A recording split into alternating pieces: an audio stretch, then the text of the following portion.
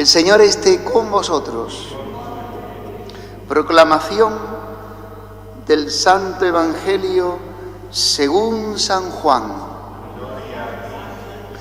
En aquel tiempo estaba Juan con 2 de sus discípulos y fijándose en Jesús que pasaba, dice: «Este es el Cordero de Dios». Los 2 discípulos oyeron sus palabras y siguieron a Jesús. Jesús se volvió y al ver que lo seguían les pregunta: «¿Qué buscáis?».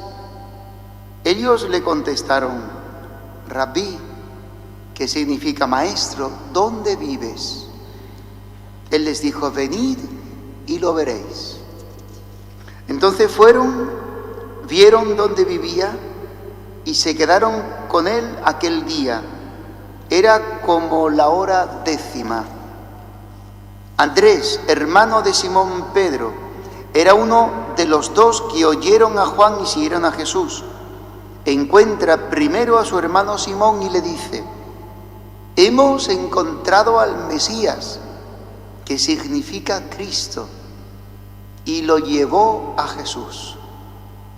Jesús se le quedó mirando y le dijo: «Tú eres Simón, el hijo de Juan. Tú te llamarás Cefas», que se traduce Pedro. Palabra del Señor.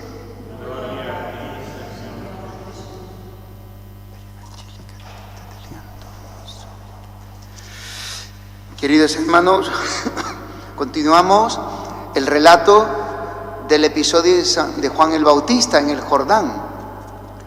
Dice que al día siguiente del encuentro de ayer, en que Juan señala a Jesús diciendo: «Ese es el Cordero de Dios que quita el pecado del mundo, yo bautizo con agua, pero Él viene, yo no soy digno de desatarle la correa de la sandalia», que hemos dicho que significa, es un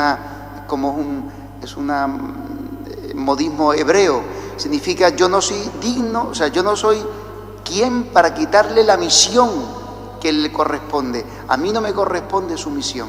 No tengo poder de pisar en la tierra que Él pisa como Mesías. Pero Él es el Mesías. Entonces hoy Juan señala a 2 discípulos suyos. Uno es el propio apóstol, el discípulo amado Juan, el apóstol, el evangelista. El otro aparece el nombre, que es Andrés, el hermano de Simón, de Pedro. Dice que Juan tiene estos 2 discípulos, tiene otros discípulos más. Él es un profeta de Dios. Él llama la atención a la gente con su predicación.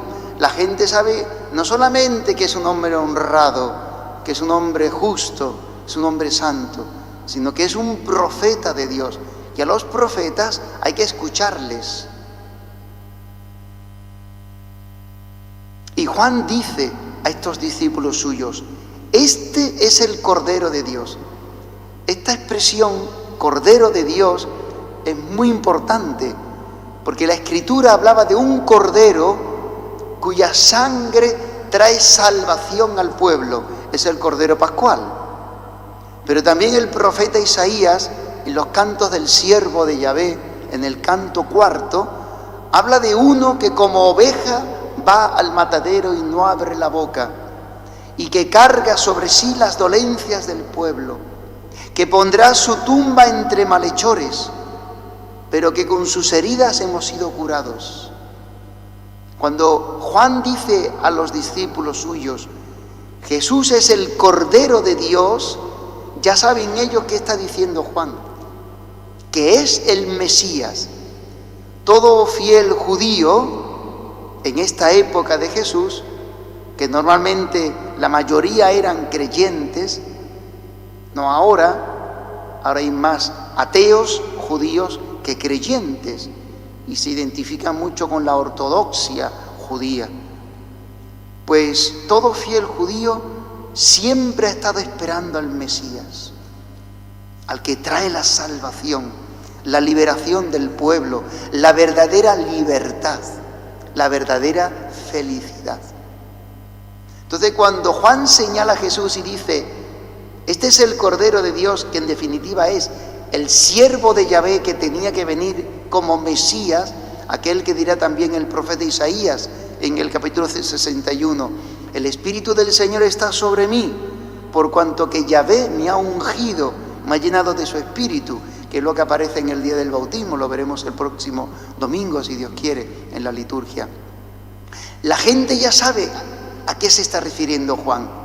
Por eso Andrés, cuando vive la experiencia con Juan de ir a donde Jesús vive, interesante, ahora preguntaremos, ¿y dónde vive Jesús?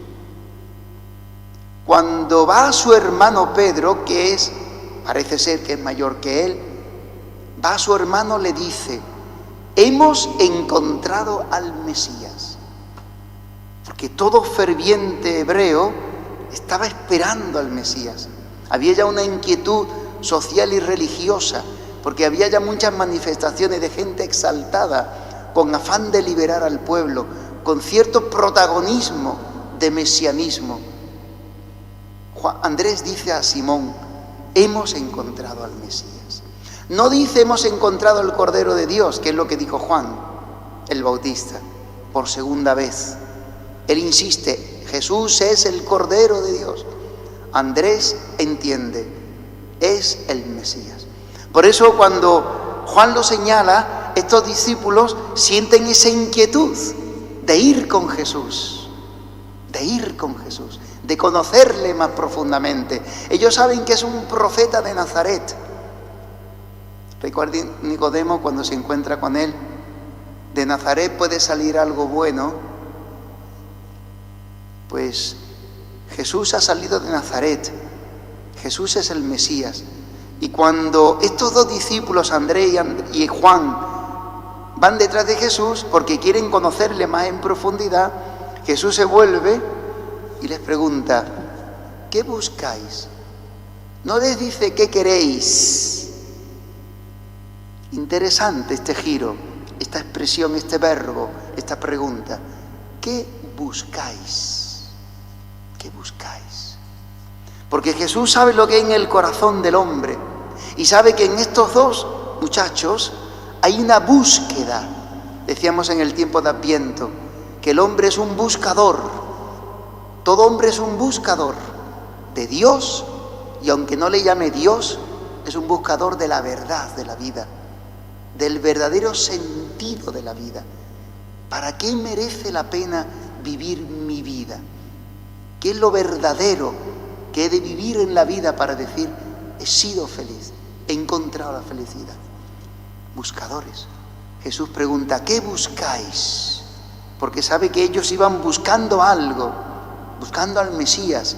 Juan les ha indicado, el Cordero, el Mesías. ¿Qué buscáis? Ellos no dicen, Maestro, háblanos del Padre, o explícanos tus palabras, o háblanos de tu mensaje, de tu doctrina. No le pregunta por teorías, no le pregunta por sabidurías. Le preguntan, Maestro, ¿dónde vives? Maestro, ¿dónde vives? Maestro, porque es un maestro de la fe. Y le tendrían que haber preguntado, háblanos de las cosas que tú enseñas. No, ellos van al fondo. No les interesa tanto lo que tú enseñas, sino quién eres tú verdaderamente. Les interesa el misterio de Jesús. Interesante esto, ¿eh? Por eso, cuando preguntan, ¿dónde vives? Jesús no le dice, pues la calle Oviedo, número 14, ¿no? La avenida Cristóbal Colón, no. Vivo en la fábrica de harina, no le da una dirección de calle.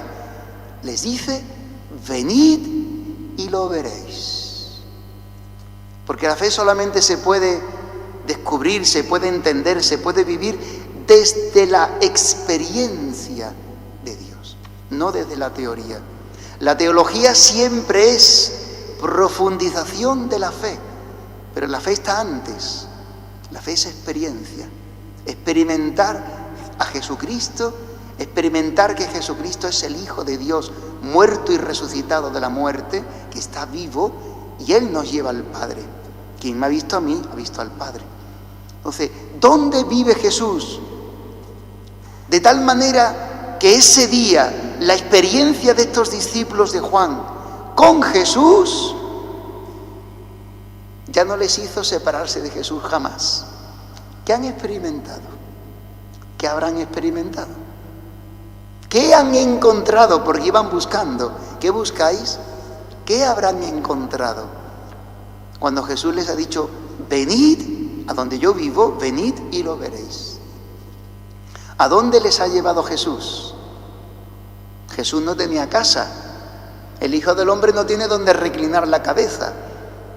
Él, cuenta la tradición, estaba acogido en casa de Pedro, de la suegra de Pedro, allí junto a la orilla del mar de Galilea, en Cafarnaúm. ¿A dónde les ha llevado Jesús? A su casa.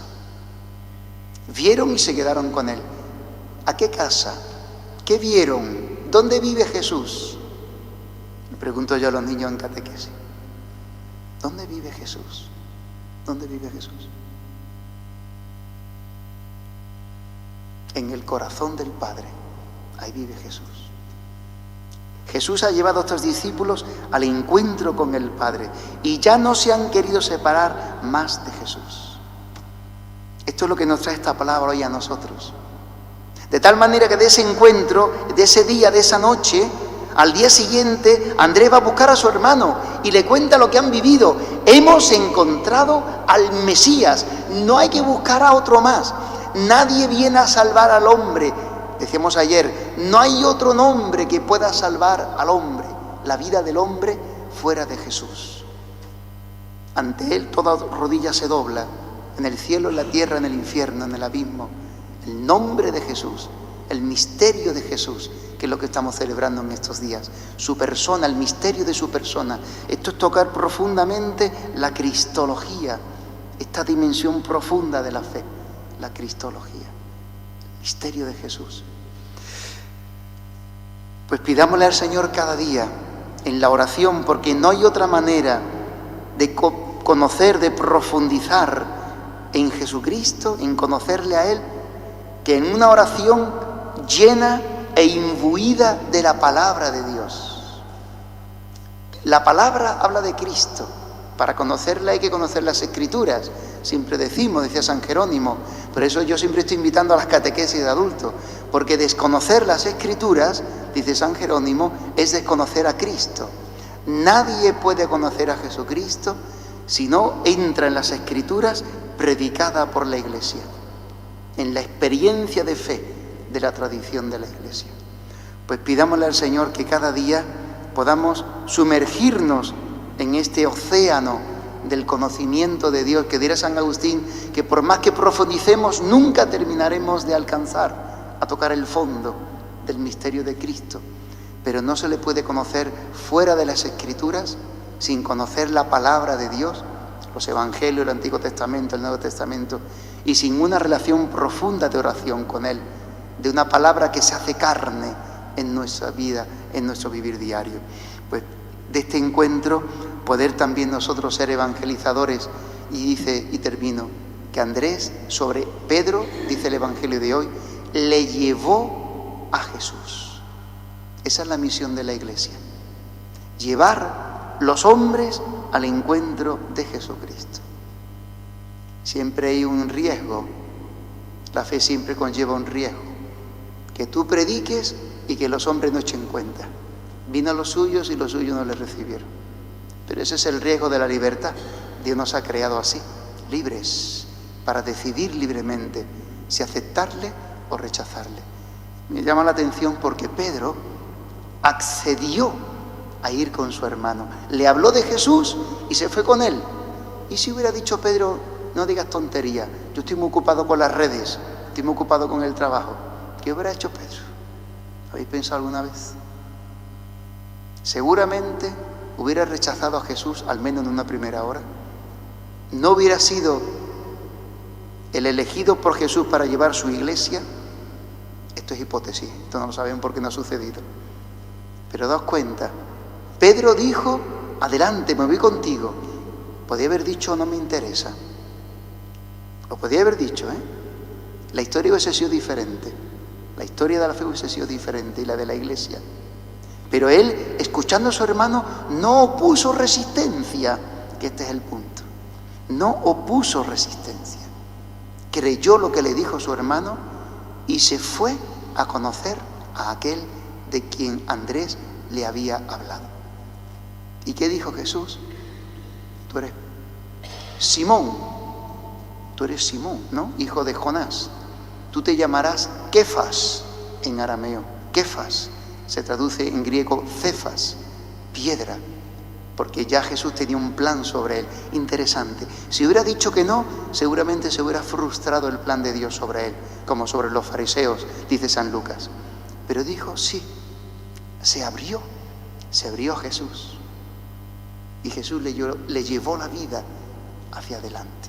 Que también a nosotros la intimidad con el Señor en la oración de cada día nos lleve a conocerle a donde Él vive, en el corazón del Padre, y nos dé este celo y este amor de llevar a los hombres a Jesucristo.